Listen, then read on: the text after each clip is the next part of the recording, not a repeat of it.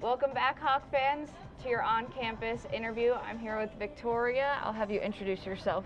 My name is Victoria Burgos. I'm the Area General Manager for Western North Dakota with Sodexo. Perfect. And what does your role as a leader of the Perch and Sodexo entail each day? So my main role on campus is to make sure all the students really feel like this is their home.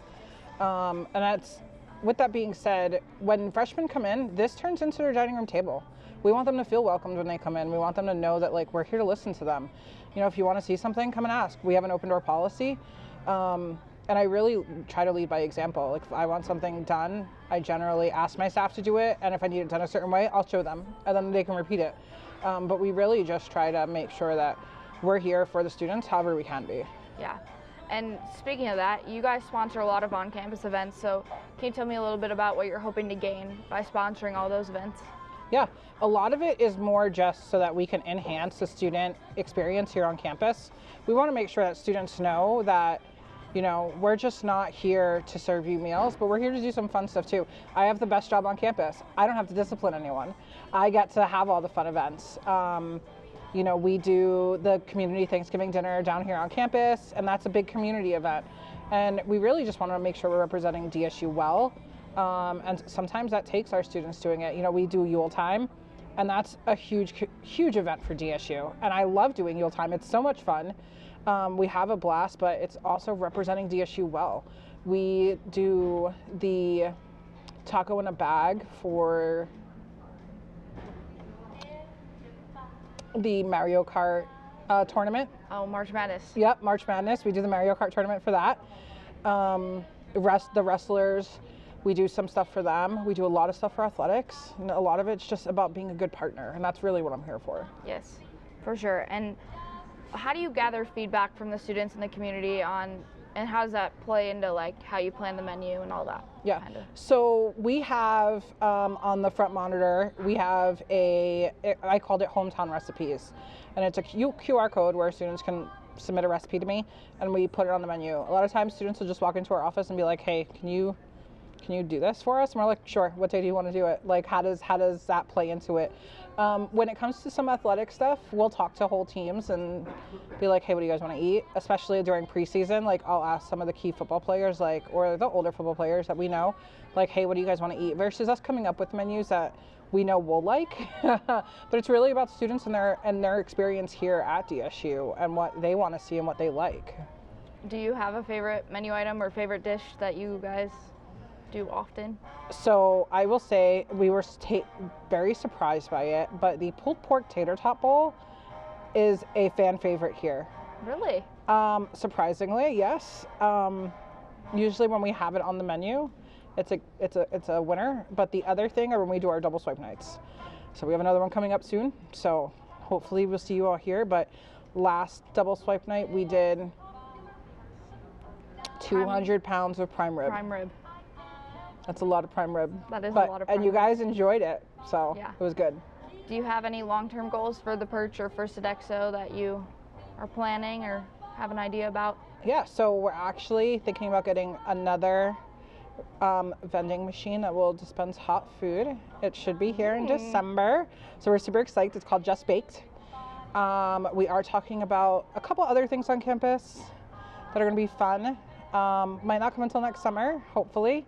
Fingers crossed that we get to do those things, but we're definitely trying to be innovative, trying to make sure that we're the first school in North Dakota to do some stuff.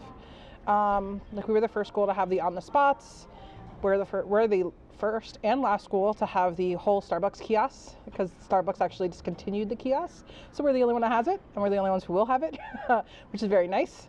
But we're always trying to innovate and try to make sure we're staying ahead of the trends, but also kind of being a trendsetter in North Dakota and being yeah, we can do this. Yeah, for sure. And we ask everyone on Hawk Talk, what does DSU mean to you? Okay, so a funny story for you. So this summer I got asked that same question, and I love DSU. It's probably very apparent because I have so much DSU swag. But my husband and I moved here 3.5 years ago from Boston, Massachusetts. It was April. There was a snowstorm. And we're still here. So clearly we love it. But we went to our first Blue Hawk football game.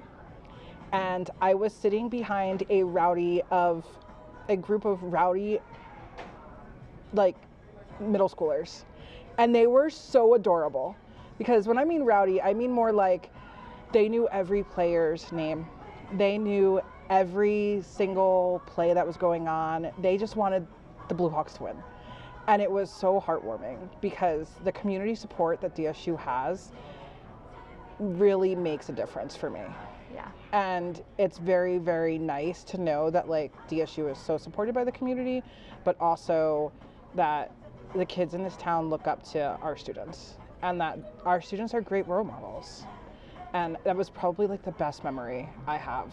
And it was like my first DSU football game, so I had no idea what to expect, but they were adorable. They were so excited to be at the game. They were like, let's go! It was great. So that's why I love DSU. Well, thank you so much for being on Hawk Talk. Thank you for feeding us. Thank you for making us feel welcome all the time. Now we'll go to Xander in studio.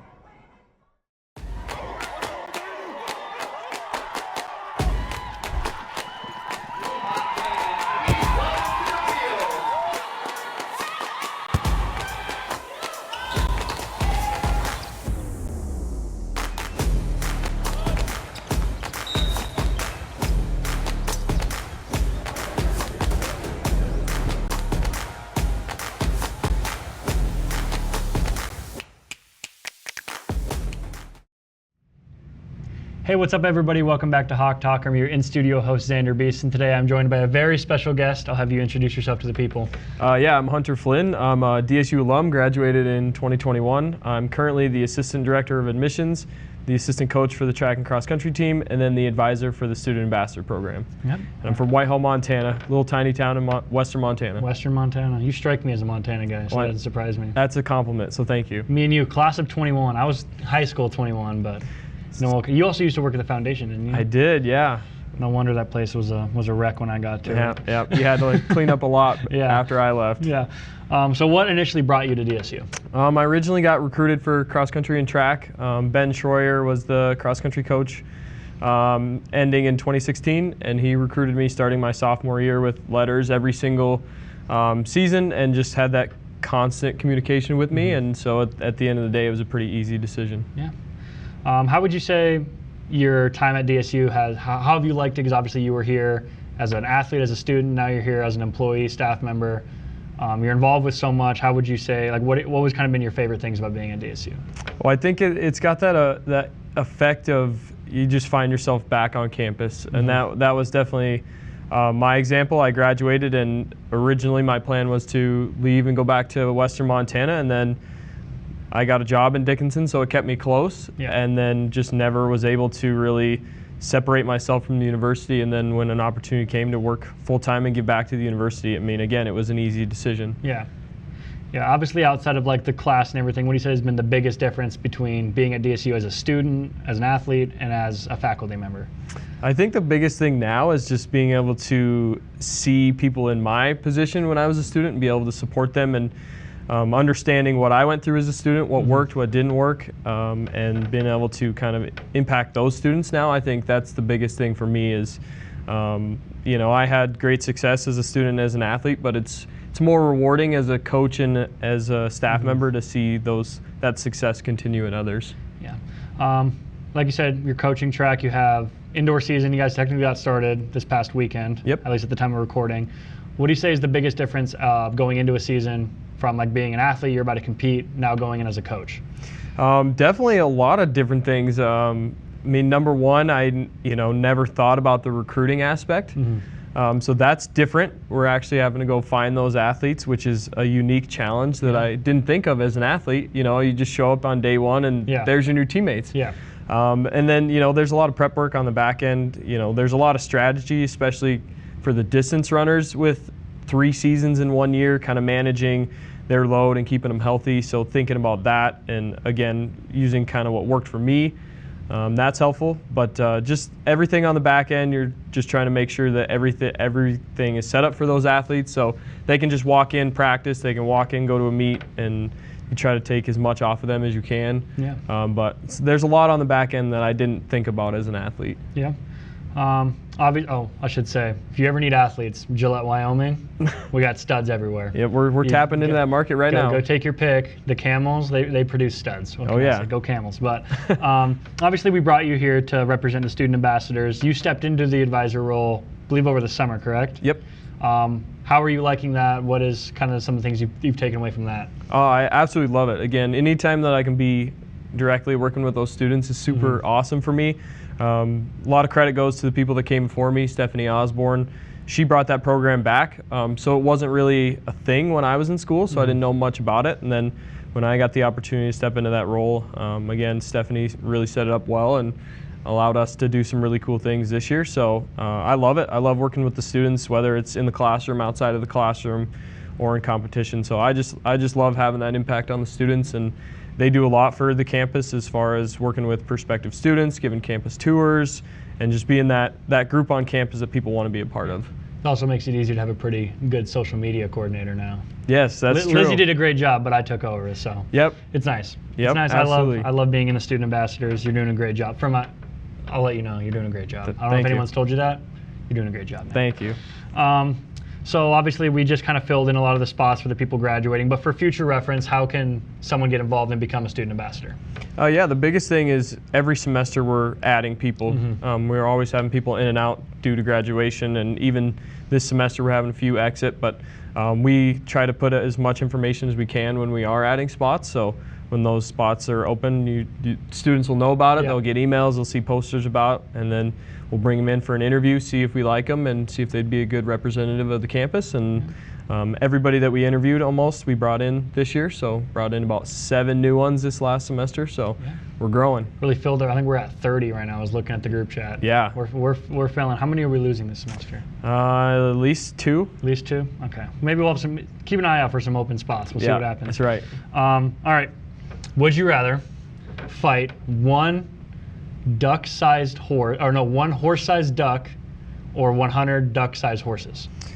Well, I do have a slight fear of ducks now. Really? I was on a run this summer on a dirt road, and I got chased by a duck. And turns out, no matter how fast you run, you cannot outrun a duck that is flying after you. That's got to be a humbling experience. It was, because they're such a small, cute little, low on the food chain kind of animal. Not scary animal, but yeah, they got my blood pumping, and I had to take a new route home, and I don't go that way anymore because that duck left an impression on me. So territorial, all ducks I would shy away from at this point. So the duck-sized horses. Yes.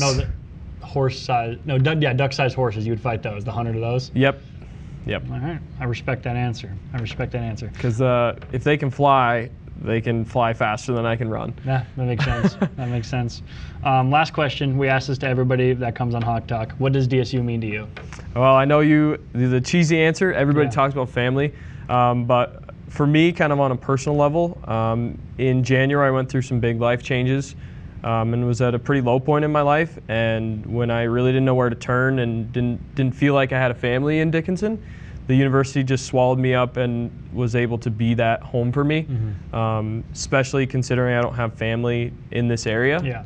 It was really easy for me to lean into the athletes that I was working with at the time, and that they became my family. Again, that's the cheesy answer, but it's really personal for me because I was at a really low point and didn't feel like I had much going for me, and then they just were able to lift me up and support me, and I was able to find a place that I felt super valued, and that's huge. And so it's definitely a personal type of family for me, and was able to kind of lift me up out of a pretty dark place. So that might be one of the best answers I've gotten. That was pretty good. You kind of scared me a little bit with the cheesiness, but no, that was a great answer.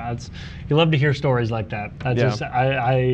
When I tell people about DSU, those are the kind of stories I like to talk about. It's a great place. It really is. If there's any future students watching this in the Dickinson area, come to DSU. And if you need a tour, I can't do it right now, but get a hold of Hunter. Yep. Torn ACL, just got surgery. I can't give you a tour, but I'll be here if you have any questions. Well, that's everything. Thank you for coming on. Thank you for representing the student ambassadors, and we will see you guys next week. Welcome back to 60 Seconds with Orton. I am your 60 Seconds with Orton host, Christopher Kistler. I'm here with President Orton. President Orton, what is your best and worst Christmas present ever? I can't answer that because it would just make somebody mad. So I can't answer that. Okay. Best Christmas present ever was when I woke up. I think I probably was in 4th or 5th grade, and I had all of my Star Wars action figures. And I got this one starship that was I still have it. I play with it nightly, and it's just awesome. All of my Star Wars toys were lined up, and I think there's a picture that I ended up taking with a Polaroid, because that's with a real Polaroid, with the redone Polaroids.